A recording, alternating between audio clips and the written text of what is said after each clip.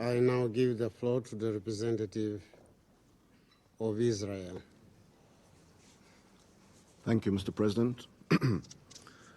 This Council has now convened for the umpteenth time to discuss the just and moral war Israel is fighting against the bloodthirsty, genocidal terror organization of Hamas.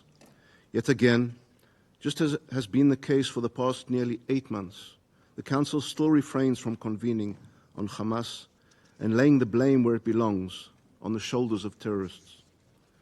This war began with Hamas carrying out the most heinous atrocities wrought upon Israelis in history, and it continues because the very same terrorists are still holding 125 innocent hostages in Gaza, while continuing to fire rockets on Israel's towns and cities, even from with designated humanitarian areas in the south of Gaza.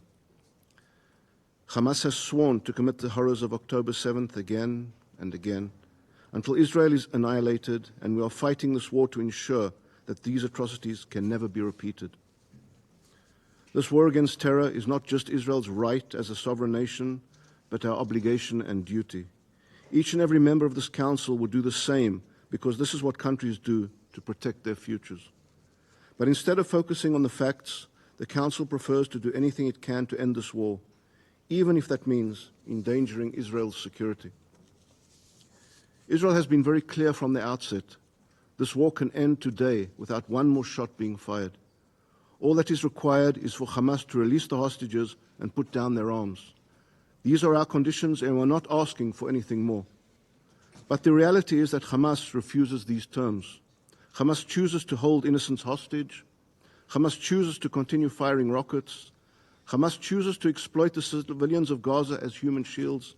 The terrorists chose to terrorize, and as a result, they must be held fully accountable. Yet sadly, the Council chooses to place the blame where it does not belong. Instead of echoing Israel's demands and holding the terrorists responsible, this Council chooses to convene almost weekly, even bi-weekly at this point, to hold Israel accountable for a war we did not choose or want. Such behavior is perhaps not surprising for an organization that eulogizes mass murderers. That the General Assembly will convene tomorrow to lament the death of a dictator that butchered his own citizens speaks volumes.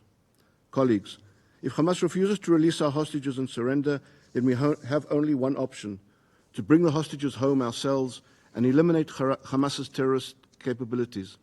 And this is what we have to continue to do. There are still 4 Hamas battalions in Rafah, and many of our hostages are being held there. Hundreds of terror shafts to tunnels have been discovered, while tens of Hamas terrorists have been eliminated. And I wish to also point out that Israel recently returned the bodies of murdered hostages to their families, bodies found in an UNRWA facility in Gaza. In order to accomplish our mission, we have no choice but to root out the terrorists in southern Gaza. This is why we conducted the precise strike on Sunday, targeting and eliminating 2 senior Hamas terror officials with the blood of many on their hands, Israelis and others. Israel's war is only against Hamas and terror organizations, not the people of Gaza. And every strike or advance is carried out after extensive verification to mitigate any civilian casualties. The strike on Sunday took place nearly 2 kilometers from the designated humanitarian zone, and the loss of civilian lives followed the strike is being thoroughly investigated. Preliminary findings indicate the fire broke out due to secondary explosions from terror munitions stored near the civilians. Where are the condemnations of Hamas for using Gazans as human shields and civilian sites as weapon depots?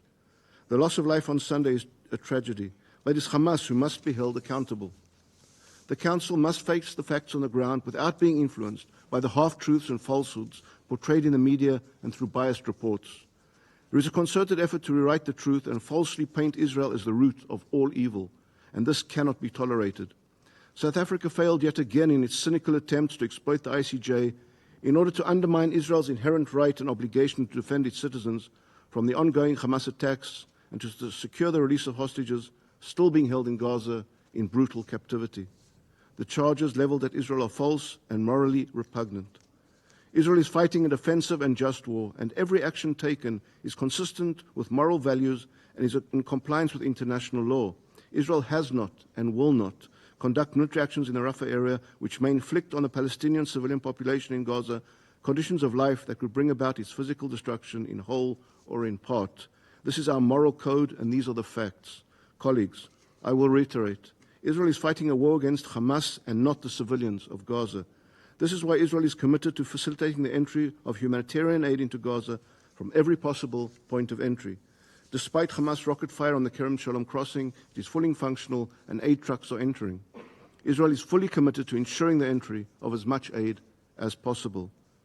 Mr. President, it is imperative that the Council upholds its mandate. Stop accepting the lies of terrorists as facts. Stop emboldening those that seek Israel's annihilation. Stop parroting politically charged falsehoods designated to bash Israel. There is only one way for this conflict to be resolved, and standing blindly with one side while demonizing the other is not how to advance a solution, and is surely not conducive to bilaterally recognize a Palestinian state following the most brutal massacre of Jews since the Holocaust. Such steps only serve to reward terrorism and embolden the Palestinians, that solutions can be found with no negotiations and zero concessions. This is not the road to peace. It is the road to further terror, bloodshed, and destruction. Israel is fighting not only on behalf of our hostages, not only on behalf of our security, but on behalf of all civilization. Stop taking the side of terrorism. I thank you, Mr. President. Thanks for watching. Drop a comment below. Don't forget to like, share, and hit subscribe to stay updated with our latest content. Until next time, stay informed and inspired. This is Djobnik signing off.